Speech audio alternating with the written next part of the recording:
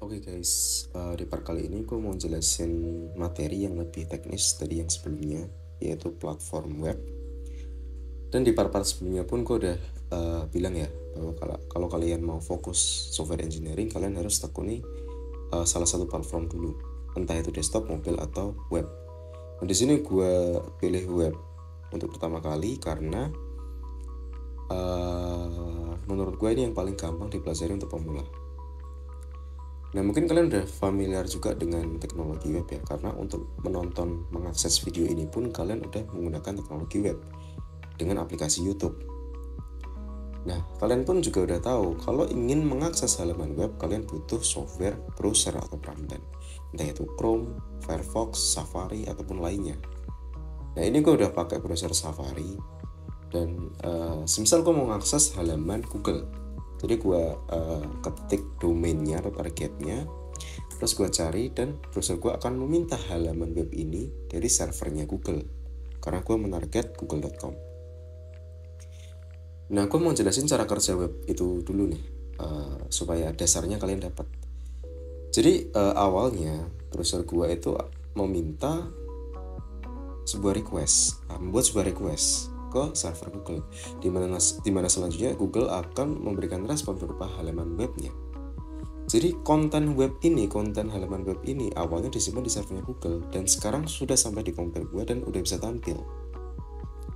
Jadi cara kerja web itu semudah itu, ya segampang itu. Kalian meminta konten, server memberikan konten yang akan tampil di browser kalian. Nah, untuk asal usul web sendiri, web itu kan kepanjangan dari World Wide Web atau WWW, biasa dipanggil web atau the web. Web ini awalnya dikembangkan oleh saintis bernama Tim Berners-Lee ketika beliau masih kerja di CERN. Jadi CERN itu semacam badan riset di Eropa. Ya. Jadi waktu tim itu kerja di sana, dia itu sebenarnya ada kebutuhan untuk memanajemen dokumen. Dia butuh ngupdate, menambah, menghapus, dan semacamnya, yang dimana dokumen itu disimpan di komputer lain, bukan di komputernya, yang terhubung dalam satu jaringan lokalnya CERN. Nah, dia nggak mungkin copy dokumen itu ke storage ya, atau copy paste semacam itu, karena dokumen itu banyak dan berubah secara dinamis, gitu kan. Nah, dia harus ada cara untuk mengubah dokumen itu secara efisien. Nah, waktu itu dia menggunakan teknologinya Ted Nelson bernama hypertext. Jadi teknologi hypertext ini merupakan suatu teknologi yang digunakan untuk menampilkan data teks ke komputer display atau layar komputer. Jadi si tim ini dia mengembangkan lagi nih, dia menyempurnakan teknologi Ted Nelson untuk membuat suatu sistem dan protokol baru. Nah, di mana selanjutnya dia membuat suatu protokol atau aturan yang namanya Hypertext Transfer Protocol, yang digunakan untuk mentransfer ya, sesuai namanya, mentransfer hypertext dengan protokol tertentu, aturan tertentu. Nah, jadi kesimpulannya web atau WWW itu merupakan sistem informasinya atau information system, sedangkan HTTP itu merupakan protokolnya atau aturannya, sesuai yang dijabarkan di sini. Jadi proyeknya itu namanya World Wide Web, sedangkan protokol atau aturan yang digunakan komunikasi di dalam web itu namanya HTTP. Nah, dalam web sendiri ya, gue udah jelasin tadi waktu analoginya yang Google ini. Di dalam web sendiri itu ada dua komponen ya, ada web server dan juga web browser. Ya, sesimpel itu sebenarnya, ada server, ada browser. Web server digunakan untuk menyimpan kontennya. Dalam kasus tim ini dia nyimpan dokumennya. Sedangkan web browser itu untuk mengakses dokumen atau konten tersebut. Server itu sebagai pelayan, browser itu sebagai pencari atau penggunanya, kliennya, seperti itu. Nah dulu si tim dan kawan-kawan itu membuat sebuah web server yang namanya CERN HTTPD, yang dimana sekarang udah gak dipakai lagi, udah di discontinued, udah diganti sama web server yang lebih canggih, lebih modern seperti Apache atau Nginx. Nah sekarang kalian paham kan ya bahwa web ini itu hanya sekedar sistem informasi aja. Untuk protokol atau aturannya dia menggunakan HTTP atau Hypertext Transfer Protocol. Inilah suatu aturan atau protokol yang berjalan pada layar aplikasi yang digunakan untuk sistem aturan komunikasi dalam sistem web. Nah, nanti ketika kalian belajar web programming, web development, kalian bakal sering bertemu dengan HTTP. Karena ini merupakan suatu protokol, suatu aturan yang harus kalian pahami, kalian terapkan ketika mengembangkan aplikasi web. Ya karena ini aturannya memang, protokolnya, satu-satunya protokol dalam teknologi web. Sebenarnya ada beberapa teknologi lain sekarang ya. Ada gRPC dan sebagainya, cuman dasarnya yang paling sering digunakan itu HTTP. Dan sebagai pemula kalian harus menguasai HTTP dulu sebelum lanjut ke teknologi lain. Nah, asal-usul nama web sendiri, web itu kan artinya jaring ya, jaring laba-laba. Itu si tim terinspirasi dengan visual dari jaringan internet. Dari internet itu kan jaringan supermasif yang menghubungkan satu planet.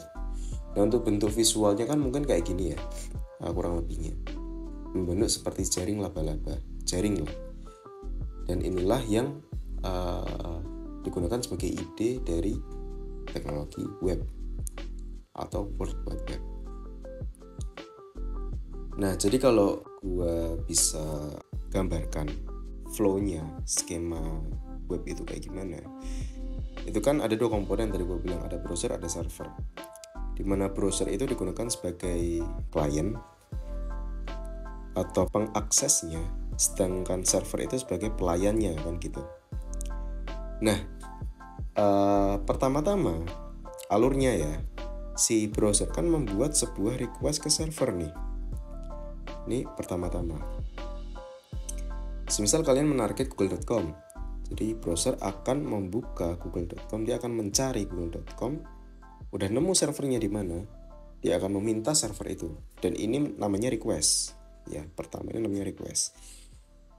Server sudah menerima requestnya, dan selanjutnya dia akan memberikan suatu respon. Nah, yang kedua ini respon. Jadi dalam flow-nya, dalam alurnya di web itu ada request dan ada respon. Nah nanti kalian akan bertemu istilah yang namanya HTTP request dan juga HTTP response. Ya, ingat ya, HTTP kan protokolnya atau aturannya. Itu kenapa di sini gue anggap penting. Jadi yang pertama ini HTTP request, yang kedua ini namanya HTTP response. Dan ini akan selalu terjadi, siklus ini akan selalu terjadi selama kalian menggunakan aplikasi web tersebut. Contoh aku akses Google nih, ini kan udah tampil nih, server udah memberikan konten Google-nya. Terus selanjutnya gue mau ngecari di search term-nya, Google kan ada search term-nya, search box-nya. Gue cari semisal keyboard gitu kan ya, keyword. Jadi gue akan memberikan request baru. Jadi yang nomor 3 ini dia request, dan server akan memberikan responnya berupa data-data yang sudah difilter dari database-nya mungkin. Jadi akan menampilkan list keyboard kayak gitu. Nah, siklus ini akan selalu terjadi selama kalian menggunakan aplikasi web tersebut. Nah, ada beberapa kasus di mana kalian udah respon nih, kalian udah request nih, tapi server nggak memberikan respon. Nah, ada kasus yang seperti itu. Server bukannya nggak mau ya, tapi lebih tepatnya nggak bisa memberikan respons. Kasus yang pertama, ketika browsernya atau kalian itu putus koneksi, entah wifi-nya putus, data salurannya putus, intinya kalian nggak bisa connect ke internet. ya server nggak bisa mengembalikan responnya dong. Dia lewat mana gitu kan, jaringannya nggak ada. Nanti dalam kasus itu kalian nggak akan dapat respon apapun karena jaringannya terputus. Nah, kasus yang kedua itu ketika jaringannya oke nih, internetnya jalan tapi servernya down. Jadi server itu kan software sebenarnya, dia namanya web server. Dia suatu software yang dijalankan dalam komputer tertentu, komputer server dalam bentuk rack atau apapun itu di data center. Nah, dia menjalankan software namanya web server. Ketika software itu down, crash, katakanlah, server nggak akan bisa memberikan respon apapun. Nah, kasus-kasus yang seperti ini yang perlu kalian ketahui ketika mengembangkan sebuah web. Seperti itu. Nah, mungkin gini aja yang bisa gue jelasin dari teknologi web. Untuk lebih lengkapnya, di part berikutnya gue bakal jelasin lebih detail terkait protokolnya atau HTTP. Kalau misalnya kalian ada pertanyaan, bisa masukin di kolom komentar. Nanti gue bantu jawab. Nah gitu aja, see you next time. Bye-bye.